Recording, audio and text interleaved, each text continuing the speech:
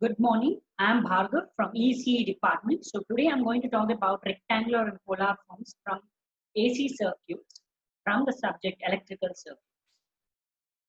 So rectangular and polar forms. So before going to the concept of rectangular and polar forms, it's very important for us to discuss about the complex number. So a complex number is a number of the form C equal to A plus JB, where A and B are real and J equal to square root of minus 1. A is the real part of C and B is the imaginary part. Note that the letter J is used in the electrical engineering to represent the imaginary component, since I already used as a symbol of current. Yes, we will be using J as a J operator in the AC circuit. Okay.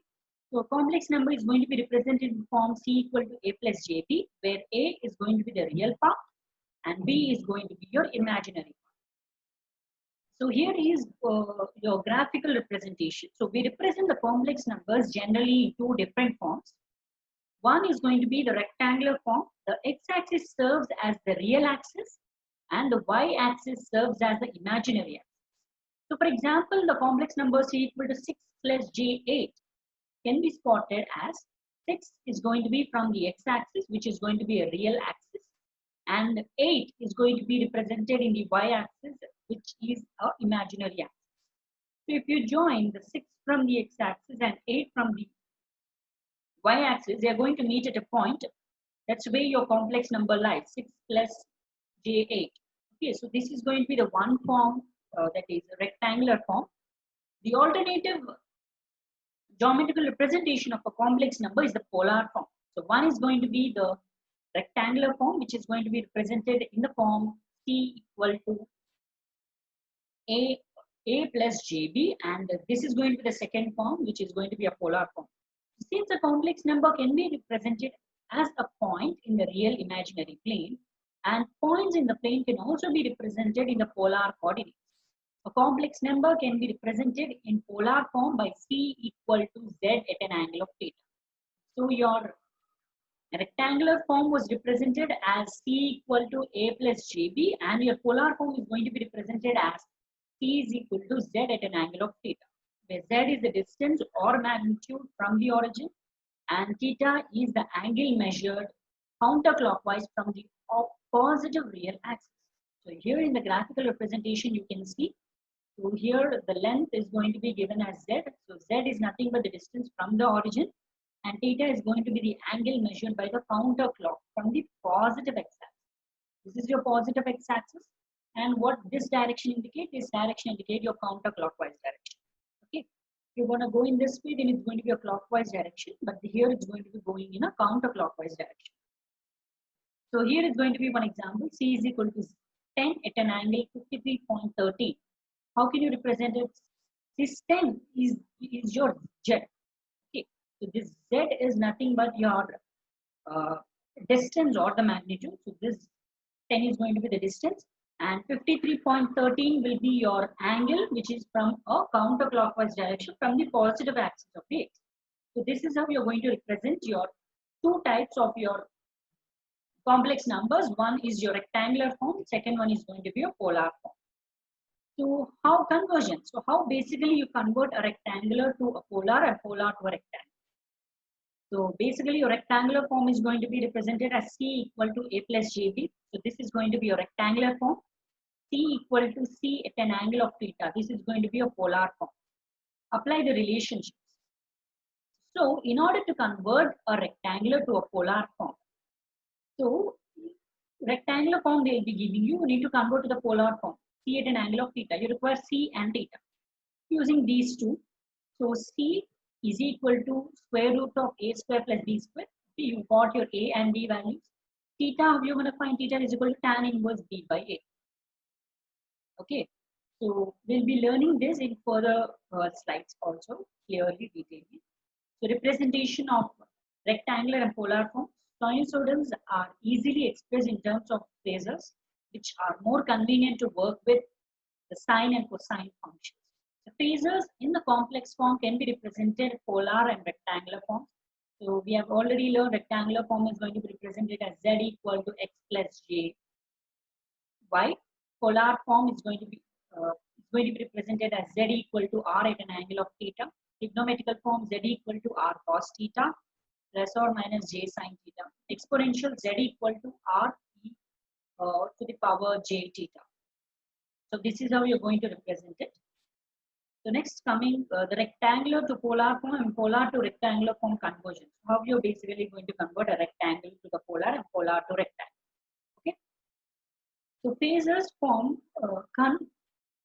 conversion is the method of changing the representation form of the phasor.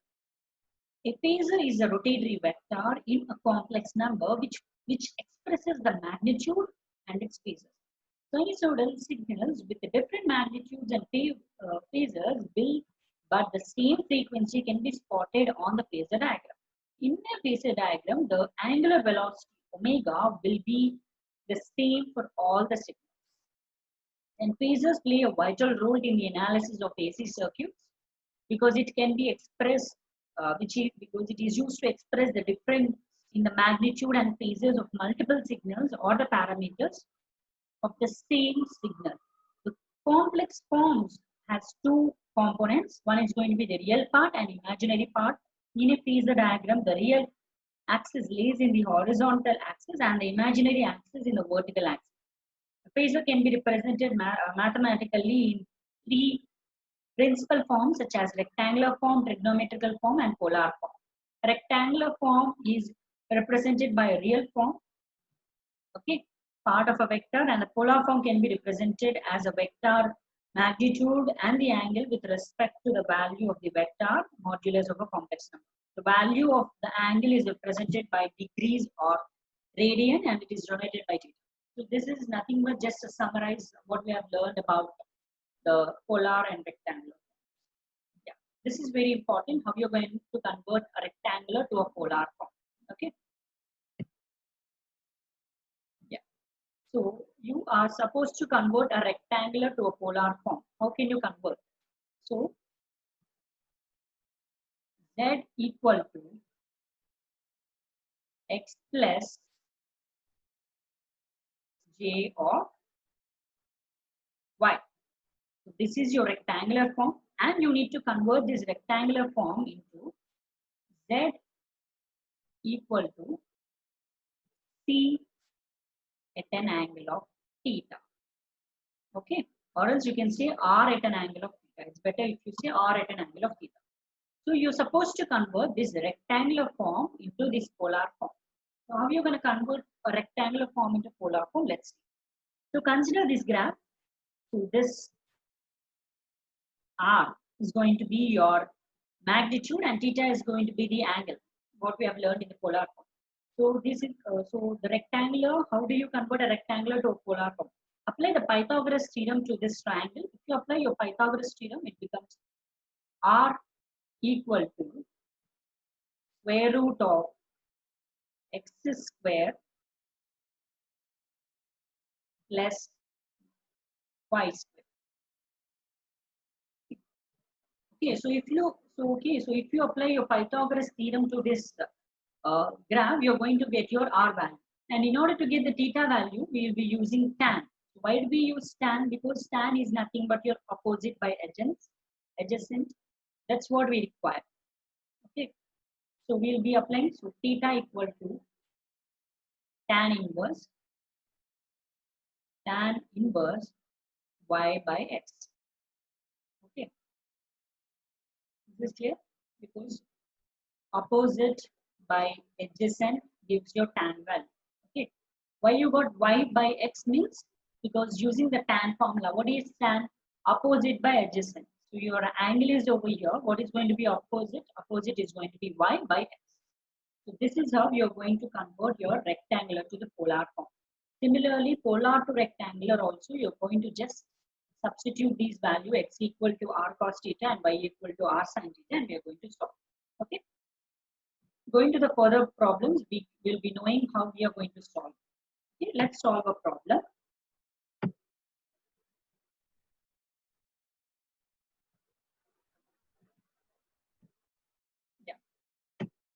Yeah, let's just solve a problem so that for your better understanding. So find the polar form and represent graphically the complex number z minus phi j. So what this z minus phi j is, your 7 minus phi j is nothing but your rectangular form. Okay, this is going to be a rectangular form which was in the form of z equal to x square, sorry, x minus j of y. Okay, x plus or minus. Okay, it does not matter whether it's going to be a plus or a minus. So how we're going to solve this? We have already seen how we are going to convert by using a graph. So directly applying the formula, in order to find the r, we are using r equal to x square, square root of x square plus y square. You have got your x value. X value is 7 and y value is minus 5. Okay. So it becomes square root of 7 square plus to minus 5 whole square. This again becomes plus. So square root of 49 plus 25. When you're going to do, you're going to get the answer as 8.6. So this 8.6 is your R value. Okay, so this 8.6 is your R value. Going to the next one. So now we have got the R value. Now we need to find the theta value. How are you going to find the theta value? Just by using the formula alpha equal to tan inverse y by x. Okay, so tan inverse, what's the y value? The y value we have got is 5. So 5 by 7, which is approximately equal to 35.54 degrees. Okay, so since 7 minus pi j lies in the fourth coordinate, how can we identify that it lies in the fourth coordinate? Just represent it in form of graphical. They've also asked me the question. So 7. So from this x-axis you consider 7. Okay, and minus 5. So minus 5 comes in the negative of your y-axis, which is going to be here. Okay, to interjoin this, you're going to get, so this is going to be the form. Okay, so where this is going to lie, this is going to be a first coordinate, second, third, and fourth. So this is going to be a fourth coordinate. Okay, similarly, when you're representing in the graph, it's going to be easy for your understanding. So since it's going to be in the fourth quadrant, how are we going to do? So theta equal to 360 minus 35.54. Where we got these 35.4? Here, the alpha value. So theta equal to 360 minus 35.54, which gives you the answer 324.46. So this is your theta value. So then you can directly substitute in the formula. So that is z equal to z equal to r at an angle of theta. R value we have already got. So R value is 8.6. So 8.6 at an angle of 324.5. So this is how you're going to convert a polar to a rectangle and a rectangle to a polar. Let's see another question, which will be a different type of question. You're going to convert a polar to a rectangular form. So here, if you see the question, here it's going to be a polar form.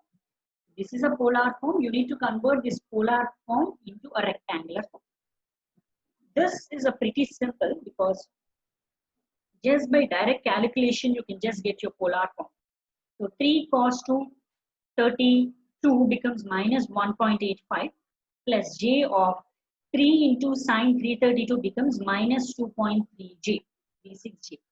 So directly you can get your rectangular form. This is very simple because they have already given you in the form of trigonometrical form, the polar form, and it's very pretty simple to convert it to a rectangular form. Let's do another question.